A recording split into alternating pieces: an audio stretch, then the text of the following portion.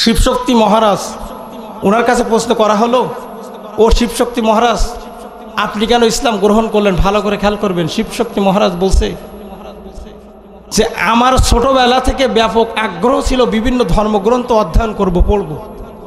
তো আমি সর্বপ্রথম গৌতম বুদ্ধের দীঘানিকায় পড়া শুরু করলাম।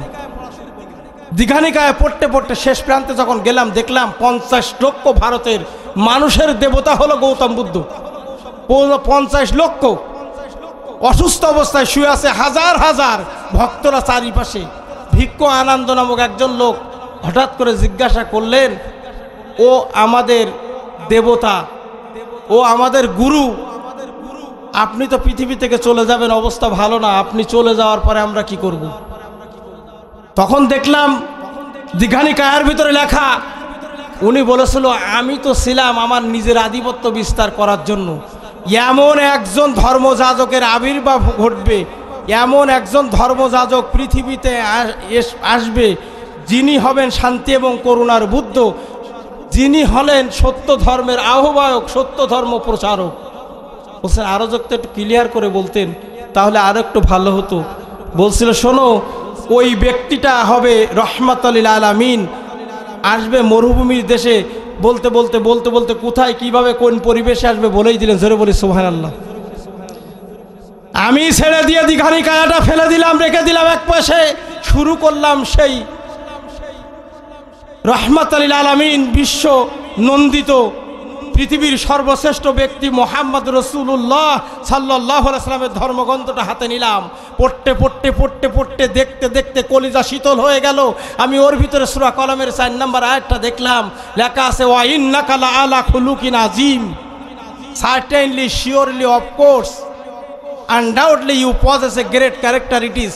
All the good qualities are found available in the holy prophet Hazrat Muhammad Mustafa sallallahu alaihi wasallam. He was a dutiful person, distinctive person, distinguished person, eminent person, prominent person, seminal person, qualitative person. In the light of the Quran and Hadith, various commentators have narrated our prophet Hazrat Muhammad Mustafa sallallahu alaihi wasallam.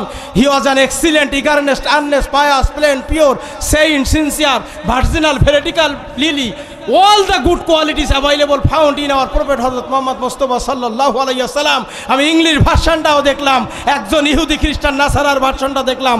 দেখতে দেখতে আমি পাগল হয়ে গেলাম, মোহিত হয়ে গেলাম। পৃথিবীর সব ধর্মগ্রন্থকে তুচ্ছ করে ফেলে দিয়ে আমি এই কুরআনুল কারীমের ছায়াতলে এসে পড়ে নিলাম। এবং আমি কুরআনুল কারীমের ছায়াতলে এসেই বিশ্ব নবীজির ধর্মগ্রন্থে আসীন হয়ে গেলাম। সুবহানাল্লাহ বলেন। সম্মানিত হাজিরিন, শুধুমাত্র যদি বলি হিন্দুদের বেদ হচ্ছে 4টা, অথর্ব বেদের 38 জায়গায় বিশ্বনবীর আগমনী বার্তা। কয় জায়গায়?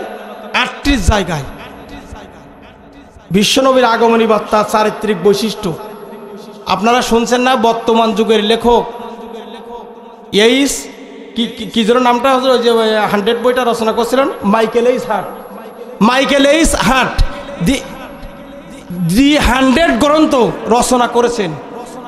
100 মনীষী, পৃথিবীর সমস্ত সর্বোচ্চ মনীষীর বর্ণনা করতে যে উনি সর্বপ্রথম সবচাইতে বেস্ট, সবচাইতে সুন্দর চরিত্রের অধিকারী আমার বিশ্ব নবীর নামটা 1 নম্বরে সেই বইতে দিয়েছেন, অথচ তিনি অমুসলিম। সুবহানাল্লাহ বলেন। কলকির অবতার বলেন, হিন্দুদের কলকির অবতারের 16টি গুণ, 2-3টি বলে আমি কথা শেষ করে দেব। 16টি গুণের কথা বলা হয়েছে। 1 নাম্বার ওনারা বলছেন অশ্বরোহী, ঘোড়ার পিঠে উঠে ওদের কলকির অবতার আসবেন। আমার বিশ্ব নবী মুহাম্মদ রাসূলুল্লাহ সাল্লাল্লাহু আলাইহি ওয়াসাল্লাম কোরআন প্রমাণ করে 7টি ঘোড়া ছিল। একটি ঘোড়ার নাম ছিল আমরা অনেকেই জানি, আল্লাহ রাব্বুল আলামিনের প্রদত্ত ঘোড়া, যেটাকে একটু আগে বললাম বুরাক। 2 নাম্বার কোয়ালিটির কথা বলছেন খড়গধারী, তরবারিধারী। আমার বিশ্ব নবীর ছিল 9টা তরবারি, 9টা সংক্ষিপ্ত হয়ে বলি। একটার নাম ছিল যা আল্লাহ রাব্বুল আলামিন কর্তৃক অনেকেই স্বীকৃতি বলছেন, এটার নাম ছিল জুলফিকার। জোরে বলি সুবহানাল্লাহ। তাহলে কলকির অবতার কে আপনারা বুঝে নেন। 3 নম্বরে কোয়ালিটির কথা বলছিল, উনি মরুভূমির দেশে আসবেন। আমার বিশ্ব নবী মুহাম্মদ রাসূলুল্লাহ সাল্লাল্লাহু আলাইহি ওয়াসাল্লাম আরব মরুভূমির দেশে এসেছিলেন না? আসেননি। 4 জন শহরসার থাকবেন, দুষ্টের দমন আর শিষ্টের পালন করবেন। আবু বকর সিদ্দিক রাদিয়াল্লাহু তাআলা আনহু, ওমর ফারুক, ওসমান রাদিয়াল্লাহু তাআলা আনহু, আলী রাদিয়াল্লাহু তাআলা আনহু। কয়জন? 4 জন।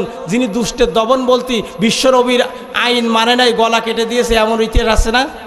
তাহলে 4 জন সহসার, দুষ্টের দমন আর শিষ্টের পালন, করার জন্য একমাত্র কেবলমাত্র আমার বিশ্বনবী মোহাম্মদ রসুল্লাহ সাল্লাল্লাহু আলাইহি সাল্লাম। সম্মানিত হাজরিন, আরও কথা বলা হয়েছে জগৎগুরু।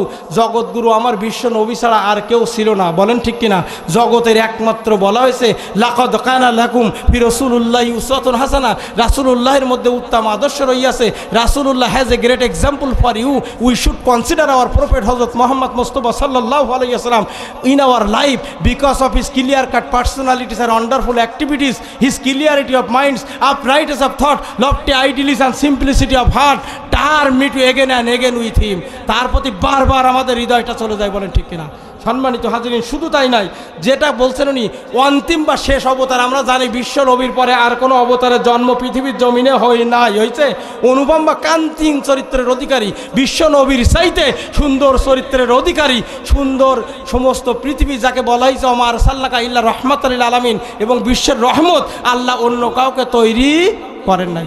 অতএব হিন্দু শাস্ত্র দ্বারা অনেক 16টা সব বলতে গেলে অনেক সময় লাগবে, শ্লোক আছে এর ভিতরে, সমস্ত হিন্দুদের শ্লোকের ভিতরে আমার বিশ্ব নবী এবং কুরআনুল কারীমের বৈশিষ্ট্য লেখা।